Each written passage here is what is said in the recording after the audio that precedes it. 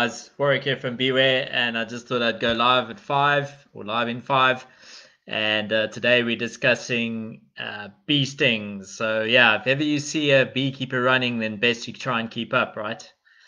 Um, it's one of those things. You do not want to be caught behind a beekeeper that is hot stepping it away from an aggressive swarm.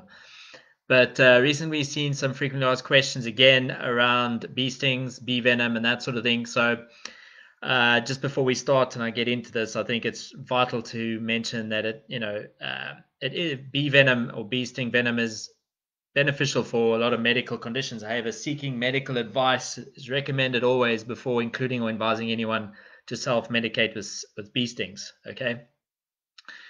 But having said that, many older people used to contact me for a jar of bees, where they used, experiencing serious arthritis, and once, and would inform me that it relieves their symptoms for days and sometimes even weeks, where their other things couldn't compete. So bicarb and or vinegar also help with the itchiness of a bee sting and the sting from reaction to bee venom after the fact.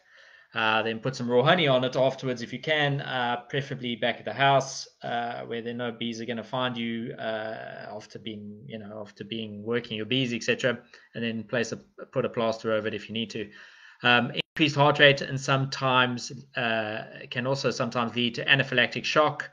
Anaphylaxis is a severe allergic reaction to venom or food or medication. It can happen in any one of these things, but it also happens if you get stung and you have a severe reaction. In other words, you could be hyper-allergic.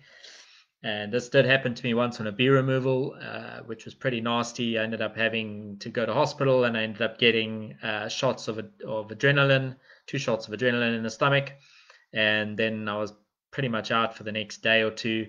But I tell you what, it was quite a euphoric feeling. Um, I'm not sure if I could put that down to the adrenaline or down to the bee venom, but either way, I felt pretty good after that for weeks and weeks. Um, it just felt like my body was alive after the first initial sort of 48 hours responding to that. But everybody has a reaction to bee venom. Sometimes this varies due to the age of the bee, because bees, obviously, the bee venom sac only develops fully when they're about 18 days old.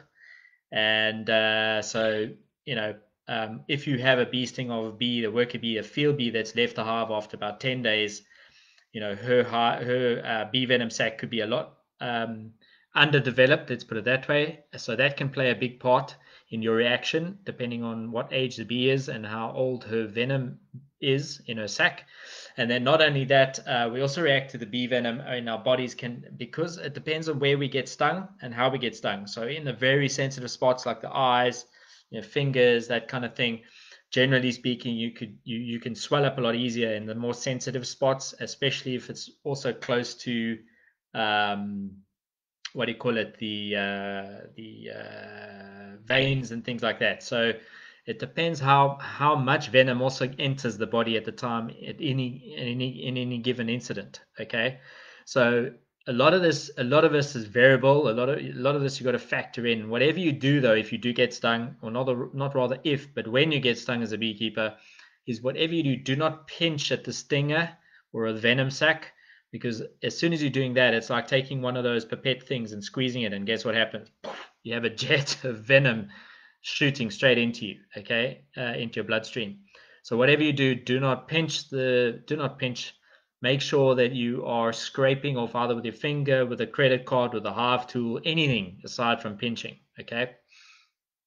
In addition to that, the best way to really find out if you're allergic to bee stings or bee venom is to get tested. Rather go get tested and find out. And if that's the case, then obviously you need to take precautions. What can you do if you are hyper allergic? Then you may want to carry an EpiPen around with you, or your own adrenaline, but that's something that you need to figure out and make sure that you understand how to use it. I'm not advising that you do that, but there is that option that you could carry your own adrenaline with a syringe around and self what do you call it, medicate if need be. So yeah, those are the options. If you're really bad, you need to be carrying those around. Otherwise, you can, if you're not that bad, If you just average Joe reaction, then just remember the bicarb and the vinegar works quite well. And lastly, I would say don't take any hot showers after the fact.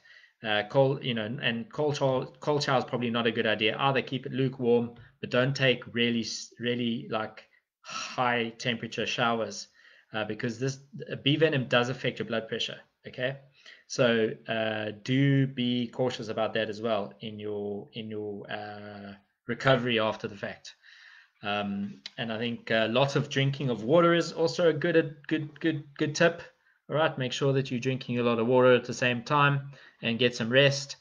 And bearing in mind that bees are going to be able to smell that you've been stung now for a couple of days after the fact, I'd also leave your bees alone for a while and make sure that you just get the rest that you need, and the recovering process is taken care of, right? What else can you do to kind of counteract bee stings? Well, obviously, there are things like allergics over the counter, available over the counter, pretty cheap. But I used to take about 2 or 3 of those at a time because they have a small amount of milligrams in there, antihistamine in there. But you can get celestamine. Celestamine is over the counter. You need a prescription, I think, for that. The last time I checked, a bit more expensive, but it's about 5 times stronger in dosage as far as antihistamines go. So just check that you also medically are able to take these and you're not going to have a reaction to that kind of medication.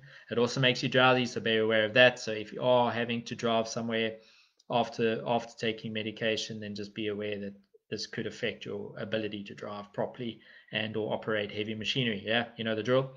Otherwise, I hope you guys are well and happy autumn wherever you are, or happy soon to be spring if you're in the northern hemisphere.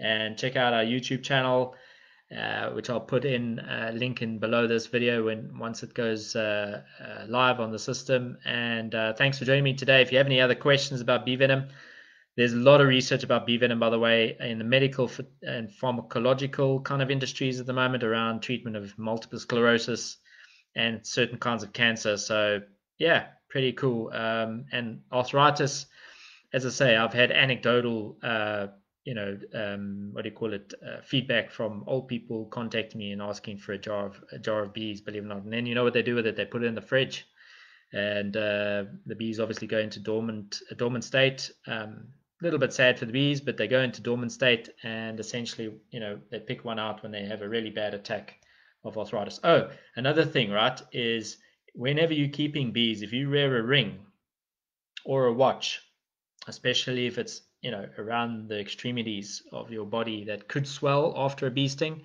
make sure you remove those before you go on your inspection. Okay, so it's removing finger rings and watches, so that if in the case you get stung on the arm, the hand, the wrist, the finger, and that swells to hell and gone, okay, you are not going to be stuck in a situation where your fingers and your appendages run out of, they can't get blood. Okay, so the circulation goes so bad that you can't get the thing off.